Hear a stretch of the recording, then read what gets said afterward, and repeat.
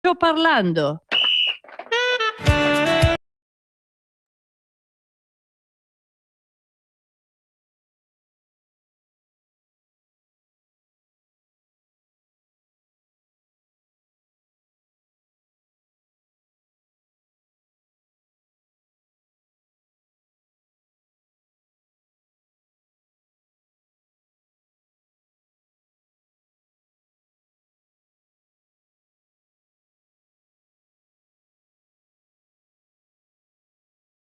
L'azione, capitano, alzati.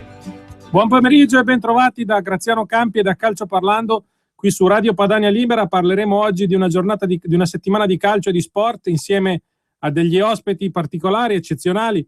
Nella prima parte ci saranno con noi Luca Sansonetti e Alessandro Gazzara da Torino, che saluto. Ciao Graziano, ciao a tutti. Ecco, benissimo. Possiamo iniziare subito, andiamo veloci perché oggi le notizie sono molte, nonostante che il campionato di Serie A abbia riposato, c'è stata la Serie B, ci sono stati gli impegni della Nazionale, ci sono tutta una serie di polemiche che in questi giorni sono esplose in maniera abbastanza forte. Purtroppo dobbiamo iniziare con una brutta notizia, perché praticamente è rimbalzata dall'Ungheria la notizia che ci sarebbe stato un incidente mortale nella quale sfortunatamente è morto un autista di taxi che portava in macchina i giocatori di Verona e Chievo-Verona, Taxidis, Moras e Fetfazidis. C'è stato un incidente, i giocatori sono illesi, hanno riportato solamente alcune escoriazioni, stavano tornando verso l'aeroporto dopo la partita giocata con la loro nazionale e noi vogliamo comunque fare le condoglianze e sperare che le cose migliorino. Purtroppo non ci sono molte parole da dire in questa situazione. Rassicuriamo comunque i tifosi, le famiglie, che comunque i giocatori stanno bene, così almeno da quanto riportano i media in questo momento. Andiamo quindi, ricominciamo quindi con le notizie di giornata. Parliamo un po' di mercato, parliamo un po' di Inter. C'è stato in questi giorni un'intervista a Brozovic, che è stato protagonista con la sua nazionale, la nazionale della Croazia nelle partite di questi giorni. 5-1, una vittoria importante sulla Norvegia, prestazione da migliore in campo, e un'intervista in cui ha parlato della sua situazione con la squadra dell'Inter. Lui si dice pronto a restare e soprattutto è convinto che con 5 nuovi acquisti ci sarà ci sarà la possibilità di lottare per lo scudetto. Ecco, però 5 acquisti sono tanti. Parto da Luca, dimmi il tuo parere e poi a ruota direi Alessandro. Cosa ne pensate? Questa Inter ha davvero con 5 acquisti può essere forte? Sono tanti 5 acquisti e quanti soldi ci vogliono?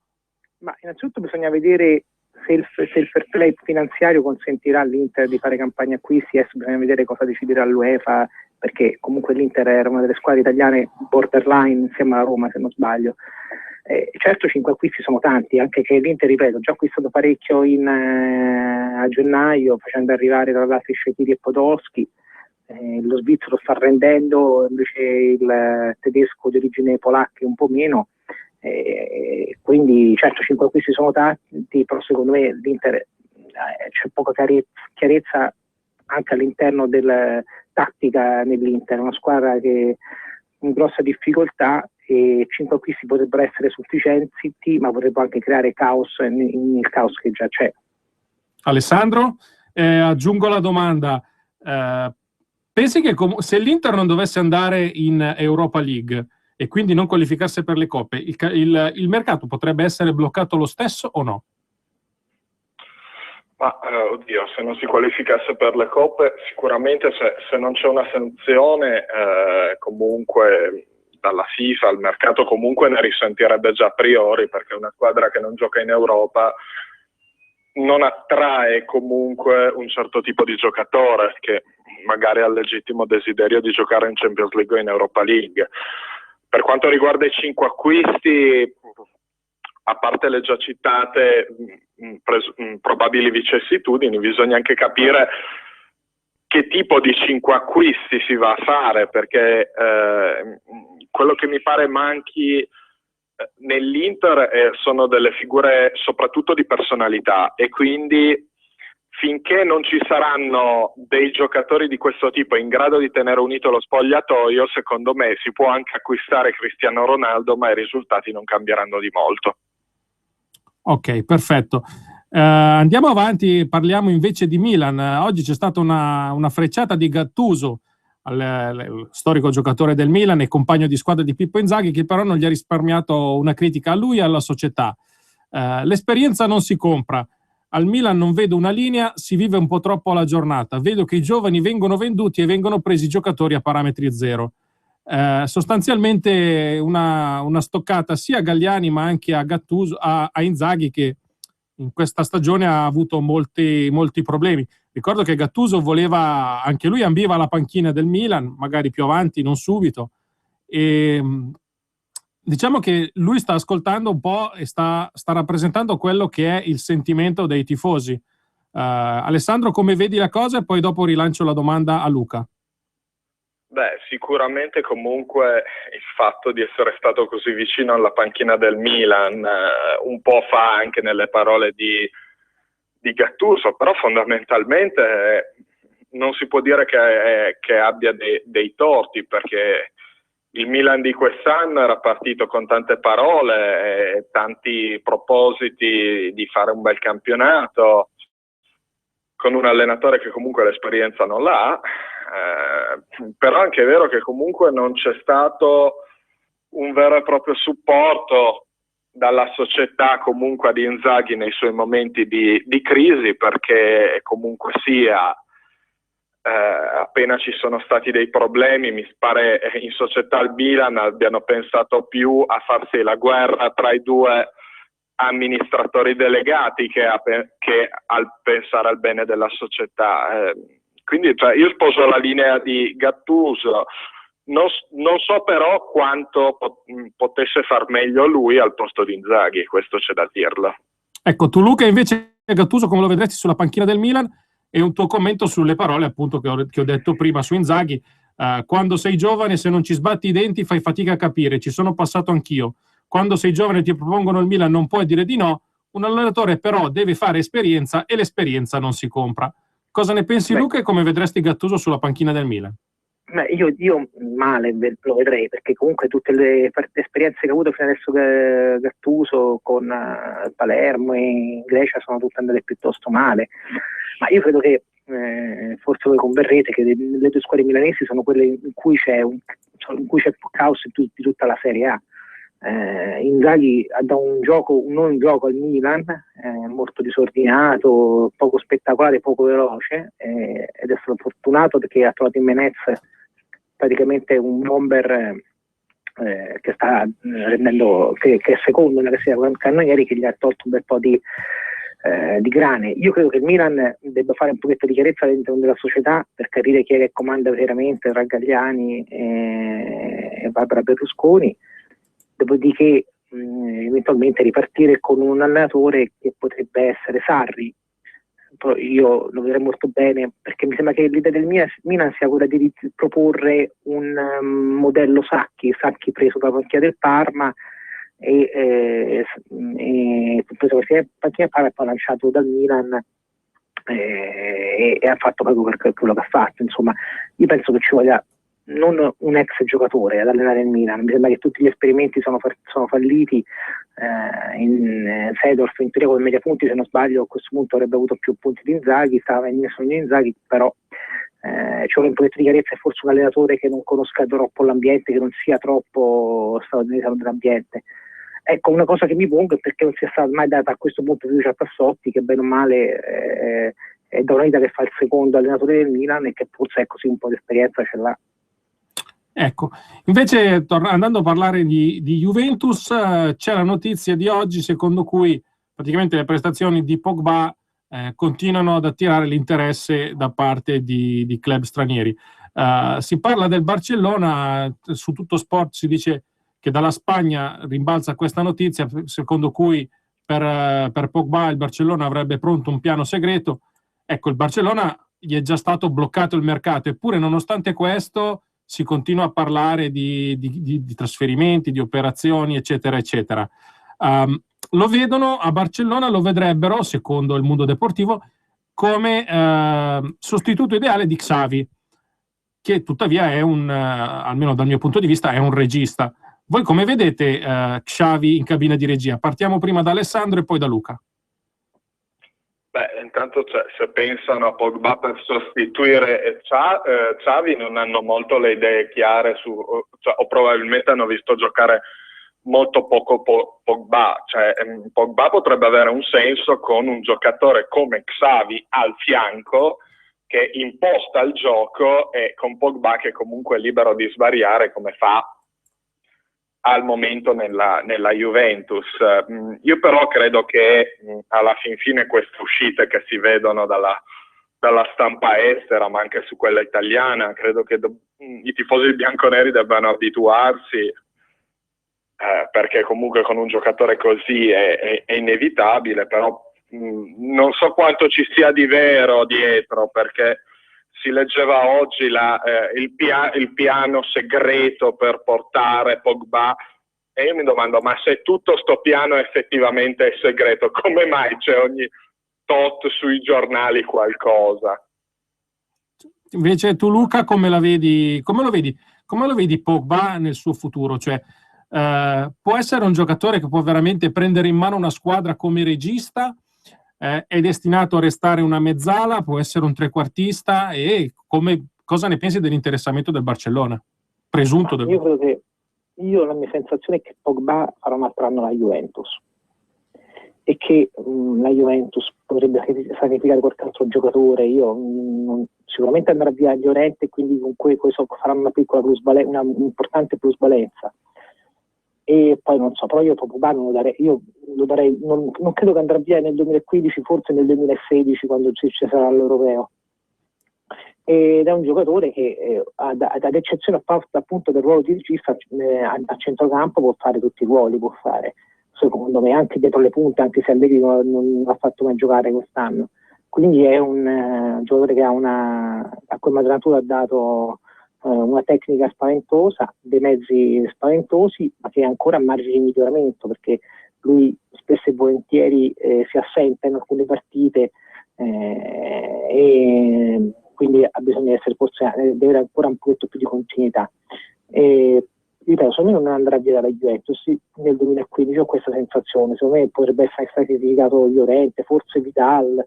Io non lo so, io forse farei anche un pensierino a sacrificare Bonucci, perché secondo me adesso con la cessione di Bonucci si possono fare anche bei soldi e anche di altrettante plusvalenza.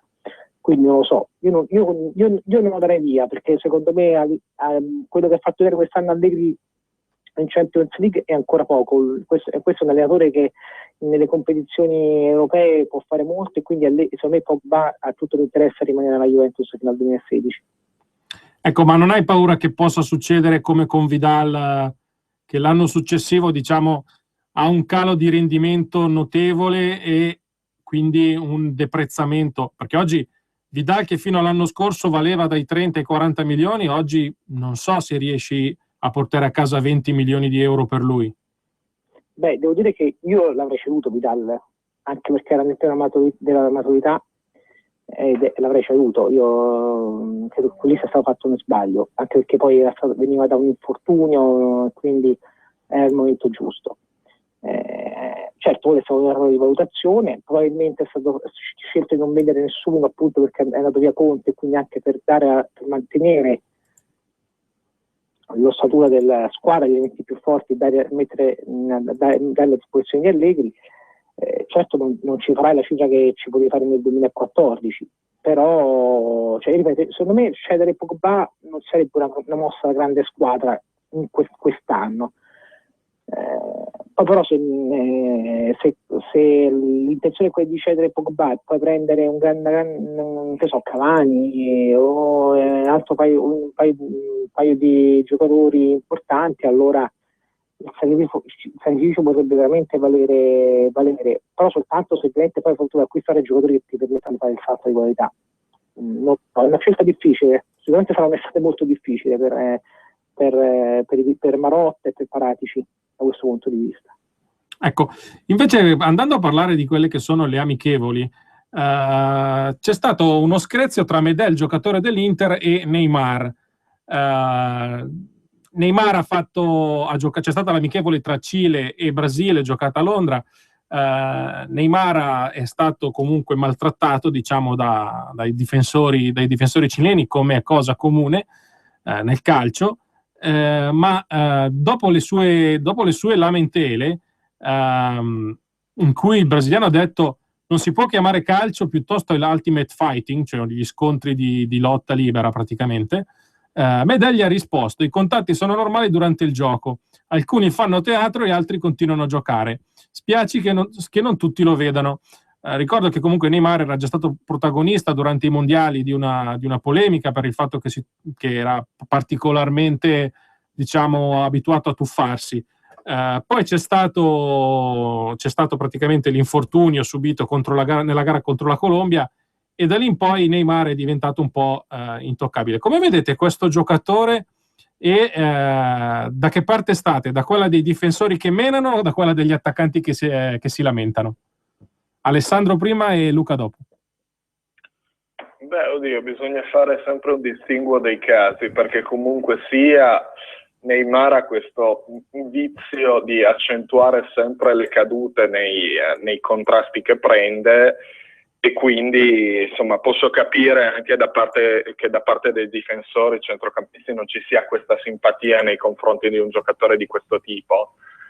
E ovviamente bisogna cercare una mezza misura, perché non si può neanche dire che il calcio non debba essere uno sport dove comunque ci siano dei contatti, anche perché insomma, se solo ricordiamo gli anni 90, come si entrava e come ti trattavano certi difensori, mi viene in mente Pietro Vierkovud, mi viene in mente Giuliano, ma anche tanti altri, e poi a volte vedi come marcano certi di oggi, qualcosina mi sembra che manchi. Io credo che ovviamente non debba esserci una lotta all'ultimo sangue, come si dice, ci debba essere la giusta fisicità comunque in una partita. Io personalmente ho guardato un po' la suddetta gara e devo dire che a parte un paio di entrate forse leggermente eccessive, per il resto mi sembrava tutto abbastanza nella norma di una partita di calcio, e quindi ho trovato onestamente fuori luogo le lamentele di Neymar. È giusto tutto sommato quanto ha detto il giocatore dell'Inter. Ecco, io ricorderei Pasquale Bruno tra i giocatori degli anni 90 famosi per le loro entrate, perché era veramente un fenomeno il buon Pasquale. E invece Luca, appunto, tornando sempre sull'argomento, ti chiedo anche, oltre al tuo parere, come sarà questa Coppa di Sud America che ci sarà quest'estate? Quindi si giocherà in Cile, in casa del Cile, quindi questa sfida col Brasile è, diciamo, un antipasto di quello che succederà durante la Coppa Sudamericana. Io ricordo i mondiali del Cile, che furono praticamente una guerriglia in campo. L'Italia fu eliminata nella sfida contro il Cile in un clima talmente violento dal punto di vista sportivo, che sembrava una vera e propria battaglia. Cosa ne pensi? Beh, la Coppa America da sempre è molto più fisica rispetto alla Coppa d'Africa, per fare un esempio, e sarà sicuramente un bel torneo, spettacolare secondo me, con l'Argentina favorita, ma vedo anche molto bene l'Uruguay, che secondo me è una bella squadra, quindi mi aspetto un bel torneo spettacolare che darà sicuramente anche indicazioni di mercato importanti, come sempre stato. Io credo che, poi tornando alla questione io sono la parte del gioco all'inglese, insomma. Secondo me è la sintesi perfetta del calcio, a dire un gioco duro, ma scorretto, però in cui i contatti sono necessari. Quindi Neymar, secondo me, è uno che accenta molto i contrasti, così come lo era in Italia Inzaghi, Filippo Inzaghi, Simone Inzaghi, e sono obiettivamente, anche per chi li vede, giocatori piuttosto fastidiosi, perché il giocatore è sempre a terra, che si lamenta sempre, sono veramente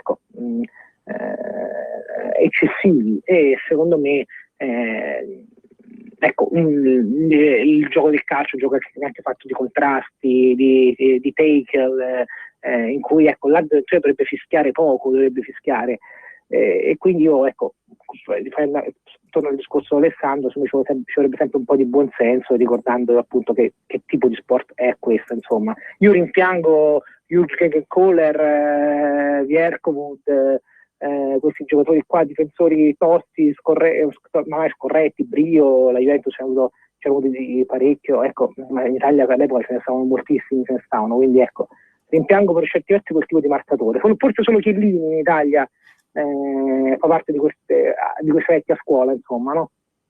Esatto. Ecco, invece vado a parlare un attimino di Serie B, per un evento di cronaca che comunque, almeno a me non è piaciuto, mi ha dato parecchio fastidio, e che tra l'altro ho trovato d'accordo con me anche il presidente della Lega Calcio di Serie B, Abodi. Frosinone Latina non si è giocata per motivi di ordine pubblico. Praticamente la tribuna del Frosinone era stata squalificata per delle intemperanze durante la partita con l'Entella. I tifosi del Latina si sarebbero presentati in circa 2000, e avrebbero avuto il permesso di entrare. Sostanzialmente, per evitare disordini, per evitare incidenti, la partita non si è giocata, si è rinviata, data da destinarsi. Ecco, un derby Frosinone Latina, ma parliamo di due cittadine piccole, dove dovrebbe esserci un clima più intelligente, più sereno, dove non si riesce comunque a mettere sicurezza.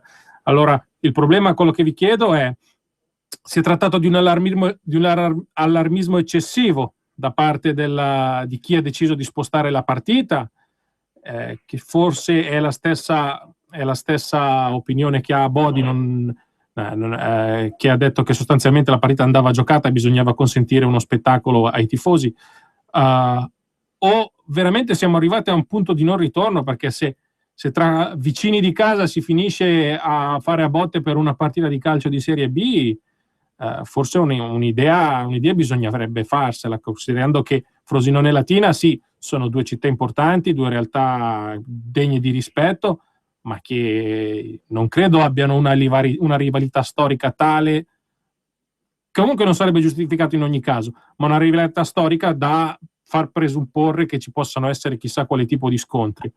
Cosa ne pensi tu, Luca, e poi Alessandro? Io penso sia arrivato un punto di non ritorno, perché comunque veramente qui in Italia è difficile veramente avere un clima tranquillo in una partita di calcio. Poi io devo dire obiettivamente una cosa, riflettendoci: sabato e domenica lo stadio olimpico era libero, perché non si giocava né le 6 nazioni né il campionato di calcio di Serie A, quindi Roma e Lazio non giocavano, ma ci sarebbe avuto un briciolo di lungimiranza. Dice, vabbè, sapete, visto che comunque è un derby, se ci sono problemi ad accogliere tutti questi tifosi nello stadio di Frosinone, allora si poteva, ed è stato fatto più volte per altre partite, piuttosto che finali di Coppa Italia, semifinali di Coppa Italia del Campionato Primavera, semifinali di Coppa Italia del Campionato Primavera, farla cioè all'Olimpico, così si sarebbe già in un ambiente neutro, in un ambiente che è abituato ai grandi eventi. E questo è veramente, cioè io trovo che siamo arrivati a un punto di non ritorno in Italia, troppe partite rinviate per pigrizia, o anche inviate semplicemente perché i tifosi hanno più voce in capitolo rispetto alle istituzioni, e questo fa veramente capire che siamo a un punto di non ritorno. Poi dopo vorrei tornare sul campionato Serie B, perché secondo me, dopo le parole di Totito, è un campionato gravemente falsato, sì, perché sono parole che comunque sono state pericolose, perché certo, se in caso Carpi e Frosinone non dovessero andare in Serie A, ho capito. Sì, sei stato chiarissimo. Alessandro, abbiamo ancora un minuto. Cosa ne pensi tu invece di questa situazione? Molto brevemente ti dico così, che siamo nel paese dove ci si sorprende sempre di tutto, tutto una sorpresa, tutto è io non credo che nessuno sapesse che ci fossero tutti questi tifosi in movimento, non credo che le autorità non sapessero che comunque fosse un derby e ci fosse una rivalità. Allora, perché una buona volta non si mette davanti alle proprie responsabilità anche chi dovrebbe organizzare e chi dovrebbe garantire la sicurezza comunque di un evento di questo tipo? Anche perché non mi pare fossero così tanti a muoversi. Se ci sono una determinata disposizione di biglietti, si muovono quei tifosi e quelli che hanno il biglietto, punto. Chi arriva in città, non ha il biglietto, pretende di entrare allo stadio, lo si prende per le orecchie e lo si porta via, fine. Esatto. Io mi chiedo veramente come mai in questo paese non si prendano mai delle decisioni. Perfetto. E questo è il vero problema. Nessuno decide, nessuno si prende la responsabilità. Allora, io vi ringrazio, Alessandro Gazzera e Luca Sansonetti. Ci sentiamo la prossima volta e arrivederci. Ciao. Ciao Luca. Mi sa che Luca ha già salutato. Va bene, allora io ribadisco che secondo me è da imbecilli pestarsi per una squadra di calcio. Ci sentiamo più tardi con ospite Guido Vaciago, linea alla pubblicità. Calzature IG & Co. Leggerissime, flessibili, traspiranti. IG & Co. Belle e italiane. Calzature IG & Co. Sportive dentro. Allora, tesoro, ascolta. Va bene. Living. Living. Ma a soggiorno non si dice più. No, living. Va bene. Dai, un'altra. Or. Deor, cioè il terrazzo. Sì, per gli antichi. Ah, beh. Dai, adesso le altre stanze. Vi sembrerà tutto nuovo. Dalle Leroy Merlin ci sono così tante novità che puoi costruirci una casa. Fino al 26 aprile, alla festa delle novità, 4 nuovi progetti d'arredo con tanti nuovi prodotti. Informati su leroymerlin.it. Per la tua pubblicità su Radio Padania Libera, chiama il numero 02 66 23 44 22. Radio Padania, la tua voce libera, senza filtri né censura. Radio Padania Libera, la voce della Lega Nord, la tua voce libera, senza filtri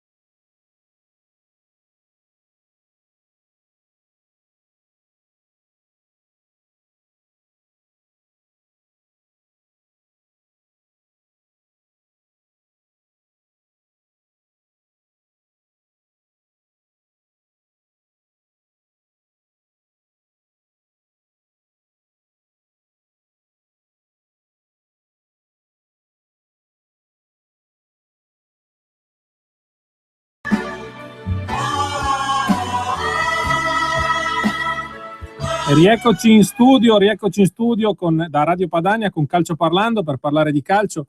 Qui con voi c'è Graziano Campi in diretta dagli studi di Milano, di Via Bellerio. Siamo in attesa di avere un collegamento importante, non siamo ancora sicuri perché in questo momento c'è ancora abbiamo una serie di problemi, ma possiamo comunque tranquillamente andare avanti parlando di quelle che sono la partita di stasera. Di solito si parla poco del calcio giovanile. C'è l'Under 21 italiana che giocherà stasera contro la Serbia, una sfida che in passato ha lasciato qualche strascico a livello di nazionale maggiore, ricordiamo i disordini di qualche anno fa, e che stasera sarà un amichevole anche un po' per cercare di svelenire il clima, anche se comunque tutto sommato non ci sono mai stati grossi problemi tra italiani e serbi, è semplicemente una questione di ordine pubblico dovuta magari a qualche ultra faciloso che sicuramente questa sera in quel di Benevento non dovrebbe creare grossi problemi.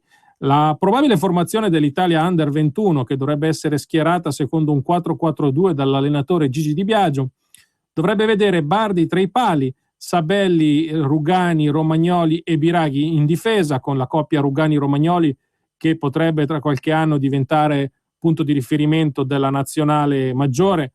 Rugani, giocatore già acquistato dalla Juventus, mentre Romagnoli è un giocatore della Roma in prestito in comproprietà con la Sampdoria, in prestito alla Sampdoria. A centrocampo abbiamo linea 4 con Berardi, Sturaro, Baselli e Benassi. Anche qui due giocatori della Juventus, oltre al già citato Rugani di prima. Abbiamo Berardi, che probabilmente diventerà tutto bianconero al termine di questa stagione, giocatore in comproprietà ed è probabilmente il talento più importante del nostro calcio in questo momento, il talento a livello di giocatori Under 21. In linea mediana c'è Sturaro, che la Juventus l'ha incontrata già in questa stagione. A fargli compagnia c'è Baselli, centrocampista centrale dell'Atalanta, che è molto appetito dal Milan. Probabilmente a fine stagione dovrebbe trasferirsi al Milan e fare lo stesso percorso che ha compiuto in estate Giacomo Bonaventura. Chiude la linea centrale di centrocampo Benassi, giocatore del Torino, di scuola Inter. In avanti dovrebbero esserci Verdi e Belotti. Verdi, giocatore della Roma, che in questa stagione con Garcia ha trovato parecchio spazio, stanti le difficoltà da parte dei giocatori, le difficoltà degli attaccanti della Roma a trovare il giusto, la via del gol. Diciamo, ci ricordiamo che Mattia Destro è stato ceduto al Milan nella sessione invernale, mentre Gervinho, rientrato dalla Coppa d'Africa, non ha assolutamente convinto, così come Doumbia e Ibarbo, oggetti misteriosi del mercato di gennaio, hanno creato diverse perplessità nell'ambiente e messo anche in discussione quello che potrebbe essere il destino dell'allenatore, del direttore sportivo della Roma, Sabatini. Per quanto riguarda Belotti, attaccante di origini bergamasche, che gioca nel Palermo, che quest'anno ha avuto diverse opportunità di farsi vedere con la squadra di Iachini, seppure davanti a lui giochi un calciatore forte come Dybala, che praticamente con la maglia dei rosanero ha fatto sfracelli in questo inizio di stagione. Per quanto riguarda i giocatori in panchina, abbiamo Leali, giocatore ex Brescia, di proprietà della Juventus, oggi in prestito al Cesena. Izzo, difensore del Genoa. Barba, difensore dell'Empoli, che praticamente quest'anno insieme a Rugani ha formato una coppia difensiva abbastanza affidabile. Il laziale Cataldi, per quanto riguarda sempre la panchina. Oltre a lui c'è Goldaniga, giocatore del Palermo in comproprietà tra Juventus e Palermo, e Bianchetti, Matteo Bianchetti, giocatore scuola Inter, ceduto al Verona quest'anno, che magari potrebbe un giorno rientrare alla casa madre. Proseguendo sempre con i nomi dei giocatori convocati, abbiamo Zappacosta, terzino destro dell'Atalanta, che quest'anno è praticamente esploso dopo la stagione scorsa passata da Avellino con la maglia degli Orobici, che potrebbe approdare in una grande squadra a fine stagione. Si parla di interessamento da parte di Fiorentina, di Roma, di Juventus, ma anche di Milan e di Lazio. proseguendo con le convocazioni, abbiamo Battocchio, ex giocatore dell'Udinese, che ha avuto praticamente, era arrivato qualche anno fa ad Udine e sembrava potesse esplodere, poi ha avuto un periodo di appannamento e adesso sta cercando di ritrovare la giusta condizione. Molina, esterno di proprietà dell'Atalanta, che è andato a giocare quest'anno in Serie B. Krisetig, giocatore di proprietà dell'Inter in prestito al Cagliari, dove non sta vivendo una grandissima stagione, complici anche i problemi da parte della società sarda. Fedato, centrocampista, scuola Sampdoria. Trotta, Sportiello, portiere dell'Atalanta, che quest'anno ha rubato il posto a Consigli ceduto a Sassuolo, che comunque ha trovato immediatamente la porta dell'Atalanta come titolare e ha ben figurato, andando probabilmente ad essere il miglior giovane portiere del campionato, considerato che Bardi, il titolare, è stato scavalcato a Verona, nel Chievo, dove praticamente oramai è diventato una riserva, mentre Sportiello è titolare inamovibile dell'Atalanta, così come Leali è titolare del Cesena.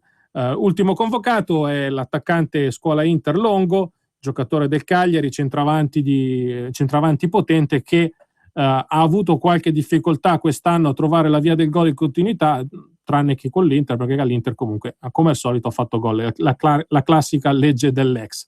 Ricordo che la partita si giocherà stasera, sarà molto interessante. Spesso si parla di giovani, si parla di calciatori italiani che non vengono mai considerati abbastanza. Ecco, io direi che cominciare a guardare questi giocatori, conoscerli un po' meglio e a parlare di loro sia già una buona strada per cercare di ottenere un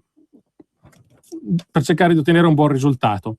Allora, mi dicono che in questo momento sta per arrivare in collegamento diretto Matteo Salvini. Allora io direi di salutare i nostri ospiti, i nostri spettatori. Ci sentiamo la prossima volta. Ricordo che venerdì avremo uno speciale sull'hockey alle ore 9 di sera, in cui parleremo un po' di quella che è stata la stagione di hockey e recupereremo un attimino, faremo il punto della situazione in compagnia di Alessandro Gazzara e di altri ospiti. E vi saluto e buona intervista con Matteo Salvini.